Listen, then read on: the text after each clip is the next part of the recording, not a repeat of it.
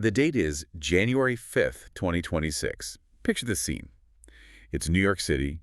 The flashbulbs are absolutely blinding, and a figure steps out of a black SUV. Mm. She's wearing this tight red Valentina mini dress, with heart right in the center, and the world just like collectively gasps. Because the woman in that dress looks drastically different. We are talking 50 pounds later. It was a kind of transformation that just stops scrolling thumbs dead in their tracks. Totally. For years, this woman was the poster child for body positivity. Yeah. She was the one telling us it wasn't brave to show a little belly fat, rejecting the whole industry obsession with thinness. But here she was. Posting bikini photos, deleting her old pictures, and just like looking like a completely different person. And just as the internet was trying to process this new look, the other shoe dropped. Or rather, the legal papers dropped. Yeah. The very next day, Amy Schumer officially files for divorce from her husband of 7 years, Chris Fischer. And the headlines immediately screamed, "Revenge body." Of course they did. They painted this picture of a woman reinventing herself just to get back at an ex. But if you think this is just another story about a celebrity breakup makeover, you're only seeing the very surface. That's right, because when we actually dug into the source material, the court filings, the medical reports, the newsletters, the truth is much, much more complicated. Yeah, it involves a life-threatening diagnosis, a controversial weight loss drug, and a fundamental shift in how we talk about women's bodies. Welcome to StarScope Report. I'm Jordan. And I'm Jamie. Join us as we uncover Hollywood drama, music industry shakeups, and viral influencer scandals. From red carpet surprises to social media controversies, we dive deep into the stories behind the fame. And today, we are tackling the headline that has everyone talking. She lost 50 pounds, then divorced. The real reason. We're going to unpack the chaotic timeline of Amy Schumer's life from 2024 to early 2026. We've got legal filings from New York County Court, medical revelations from the News Not Noise newsletter, and reports from the National Enquirer and Schumer's own Instagram. Our mission today isn't just to gossip, though.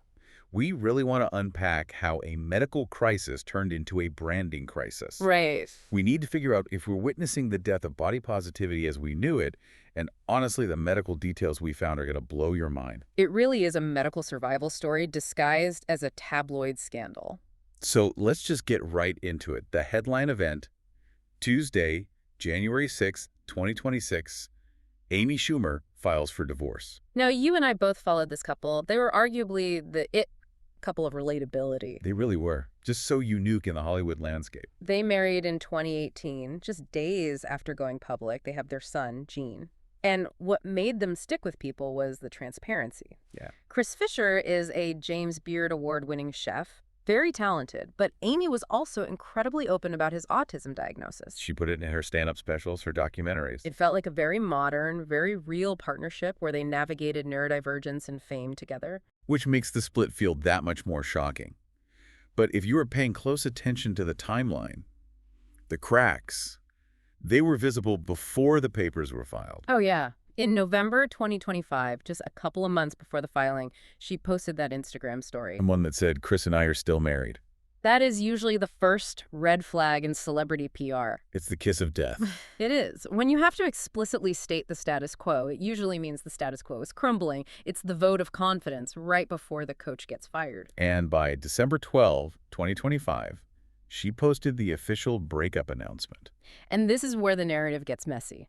Because that announcement came almost at the exact same time she started showing off this massive physical transformation. The timing is just undeniable, and that's where the revenge body narrative comes from. And we have sources from the National Enquirer claiming that she feels she is, quote, finally in the club of being a size small. Wow.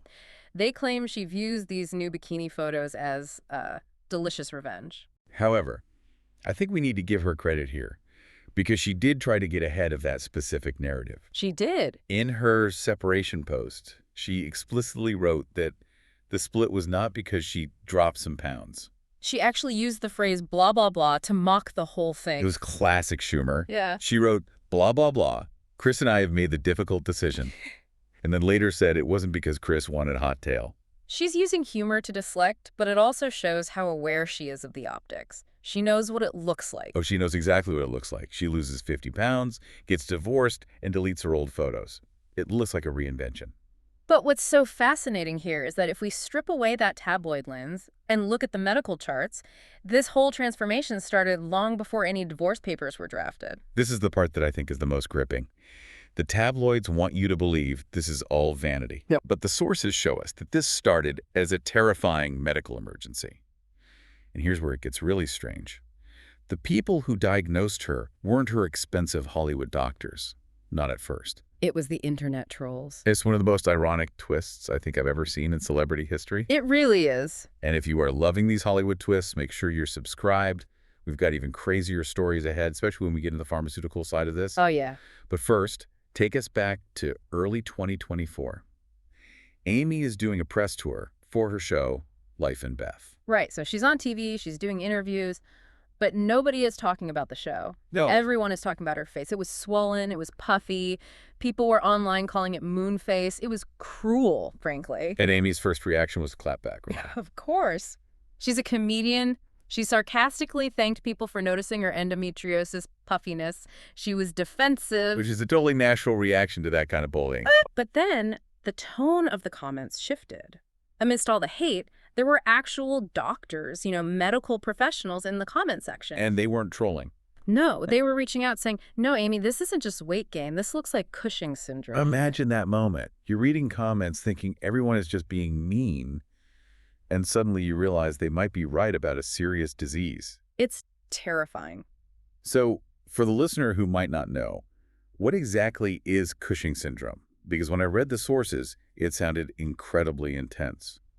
It is serious. Fundamentally, it's caused by having super high levels of cortisol in your body for too long. Cortisol, the stress hormone. The stress hormone. And when it's that high, your body just goes into this emergency storage mode. You get the round moon face, you might get a hump between the shoulders, purple stretch marks. And it can lead to really serious stuff, right? Like high blood pressure, bone loss, type 2 diabetes. It can. And usually when we hear about Cushing's, it's associated with a tumor, isn't it? That's the fear. That's called endogenous Cushing syndrome, often from a tumor on the pituitary gland. And Schumer describes this diagnostic odyssey where she was just terrified. She was spending 4 hours in MRI machines. I read her veins were shutting down from all the blood draws.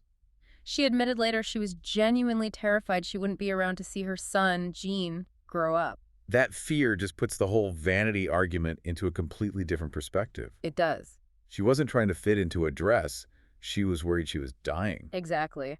But the resolution was actually good news, relatively speaking. It turned out to be exogenous Cushing syndrome. Exogenous just means it came from an external source. Right. And that source was medication she was already taking. It was high-dose steroid injections, wasn't it? Yes, for treating scarring from a breast reduction and her C-section. And those steroids just spiked her cortisol levels, leading to the moon face and all the puffiness. So the fix was just to stop the steroids. In theory, yeah. Schumer was quoted saying, "I did it to survive." The puffiness wasn't fat. It was a symptom of toxicity in her body. So she stopped the steroids, and the puffiness went down. But wait a minute. Stopping steroids explains why her face went back to normal. Okay. But that doesn't explain a 50-pound drop in the total body transformation. You don't just stop taking prednisone and wake up with a six-pack. You absolutely do not. And this is where the story shifts from a medical mystery to a pharmacological reality check, because the Cushing diagnosis explains the face. But it doesn't explain the body we saw in 2026. Not at all. And that's not even the wildest part. The drug she used to get there, it wasn't the one everyone in Hollywood is accused of taking. It was something stronger. We're going to dive into the difference between Mounjaro and Ozempic and why that specific distinction really matters for her story. Stay tuned and hit that subscribe button so you don't miss what's coming next, because we are about to open the drug cabinet. So Amy cleared the air recently. She said, "I didn't lose 30 pounds, I lost 50. And she is aggressively transparent that she's using Mounjaro, which is the brand name for tirzepatide. Now, everyone knows the word Ozempic. It's basically become a verb at this point. Right.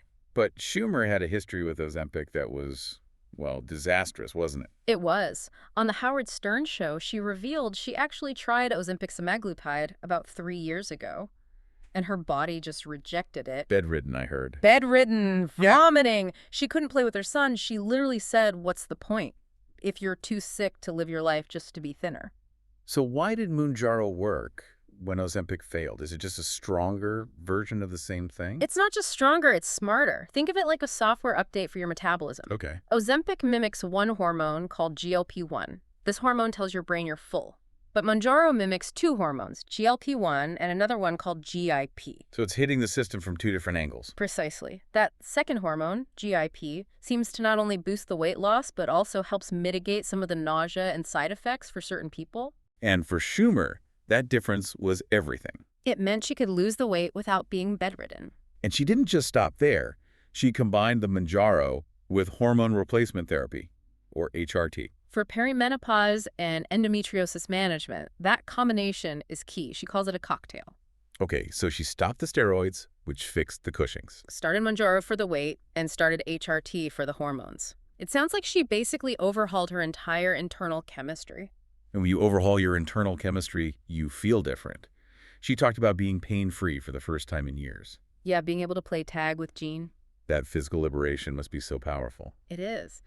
But this reset came with controversy, because as she lost the weight and gained this new energy, she did something that really upset her longtime fans. She deleted all her old Instagram photos. That was the moment the tide turned for a lot of people. She posted that no-filter selfie, but it was a selfie of a very different body.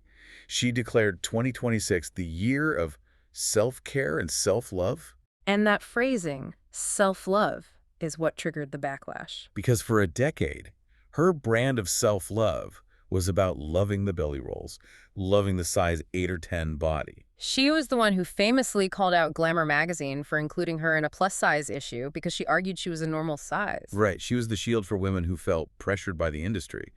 And now, critics are accusing her of abandoning the movement the second she got access to these skinny drugs. It feels like a betrayal to the fans who saw themselves in her. It raises a massive cultural question. Is the body positivity movement dying, or is it just evolving into something else? Because she isn't the only one making this pivot. We have to talk about the Lizzo connection here. Absolutely. Lizzo, Melissa Vivian Jefferson, she is the undisputed queen of self-love and body positivity. Right. But she also lost significant weight recently, lowering her BMI by over 10 points.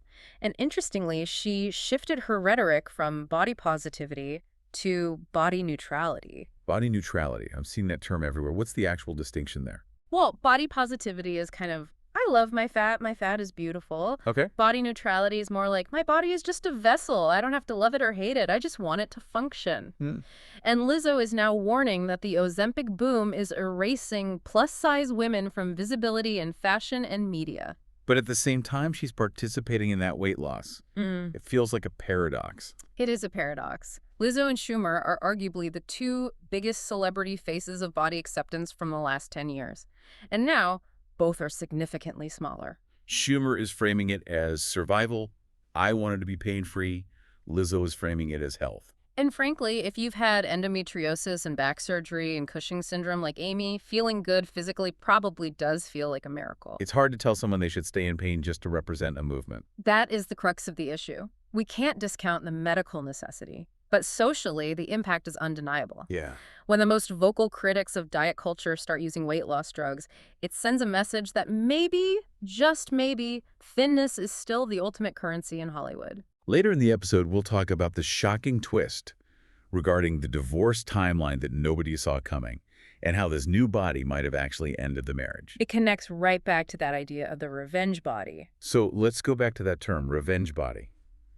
We started the show talking about the divorce filing. Do you think, looking at all this evidence, the Cushings, the Mounjaro, the HRT, is it fair to call this a revenge body? I think revenge body implies she did it at Chris Fischer. I don't think that's the case. If anything, it looks like revenge on a body that was failing her. She was fighting endometriosis, she was fighting Cushing's, she was fighting perimenopause. She took drastic medical steps to reclaim her physical autonomy. That's a really powerful way to put it. Revenge on a body that was failing her. It wasn't about the husband, it was about the vessel. Precisely.